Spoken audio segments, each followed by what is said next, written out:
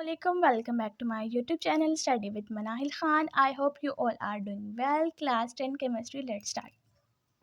Chapter number 9, Chemical Equilibrium. There is some topic that we study today. Reversible reaction जो आपका breakdown हो जाता है, and dynamic equilibrium जो reaction stop नहीं होता और उसका product और reactants same होता है. In a chemical reaction, the substance that combine are called reactants. Chemical reaction में सब्सटेंस दो मिलेंगे, उसको हम कहेंगे रिएक्टेंट्स.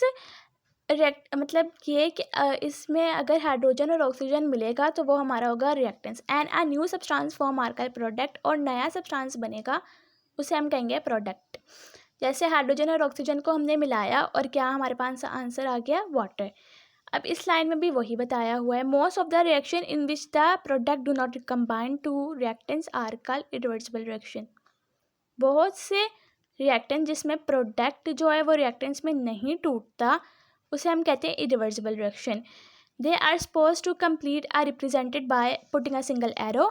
इसे हम सिंगल एरो से रिप्रेजेंट करते हैं between the reactants and a product. Reactants और प्रोडक्ट के दरमियान इसे हम सिंगल एरो से रिप्रेजेंट करते हैं. जैसे अगर हमने बिरयानी बना लिया, बस बिरयानी को हम तोड़ तो नहीं सकते ना, तो ये हमारा क्या आ गया, इरिवर्सिबल रिएक्शन में. ऑन द अदर हैंड, और दूसरी जानिब reaction in which the product can combine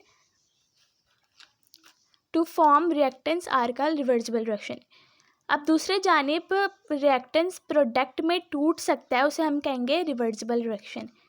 the reactant never go to completion, के रिएक्टेंट्स कभी भी कंप्लीट नहीं होता. They are represented by a double arrow. इसे हम डबल एरो से रिप्रेजेंट करते हैं between reactants and product. Reactants और प्रोडक्ट के दरमियान इसे हम डबल एरो से रिप्रेजेंट करते हैं. This reaction proceed in both ways. ये जो रिएक्शन है ये दोनों जानिब बन सकता है. दे कॉन्सिस्ट ऑफ टू रिएक्टेंट्स. ये टू रिएक्शंस पर मुश्तमिल होता है, forward and reverse. Forward, this line is called forward and this line is called reverse. So a reversible reaction in one which can be made to proceed in other.